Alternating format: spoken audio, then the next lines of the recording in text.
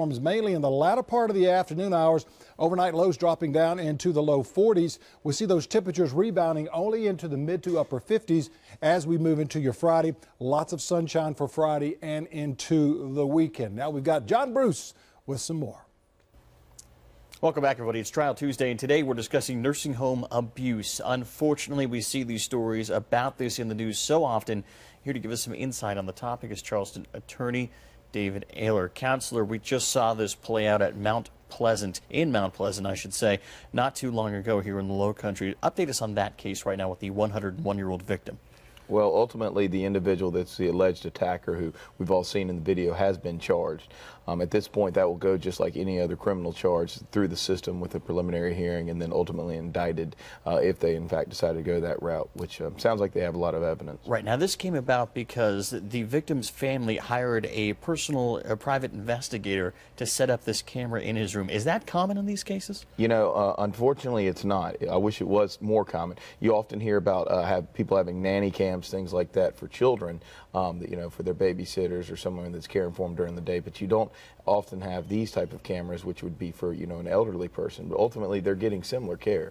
It's such a disturbing case, not only with the lack of care, there's also that alleged attack as well. But can people, is that really the route to go down? If you're hearing allegations of abuse from a loved one in one of these facilities, would you recommend going and getting one of those private investigators and getting that camera in? Well, my first recommendation would be a little bit more preemptive in the fact of where you're taking the loved one or who you're bringing into their home. A lot of time it's home health care that'll actually come in. But beyond that, you know, if it's a situation where you can't prove it, sometimes the you know, lucidity of these elderly people, it can be a little bit you know, unclear, and right. Therefore you may need this type of thing, and that might be what happened in this situation. They saw some evidence of things that they thought didn't seem right, and then they were proactive in their approach. Well, Counselor, we saw it at Mount Pleasant Manor.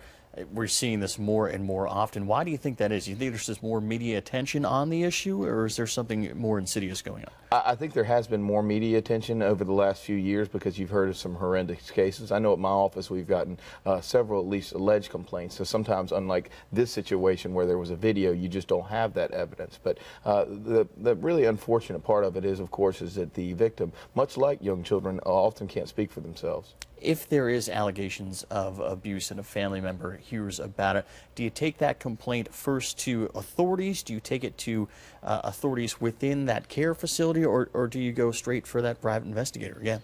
Well, you know, that's going to be really a personal decision. I don't think going to the actual police is going to help most often because you're just not going to have that evidence. Not that they don't want to help you, but without that, they're not going to be able to go in there and just start accusing people.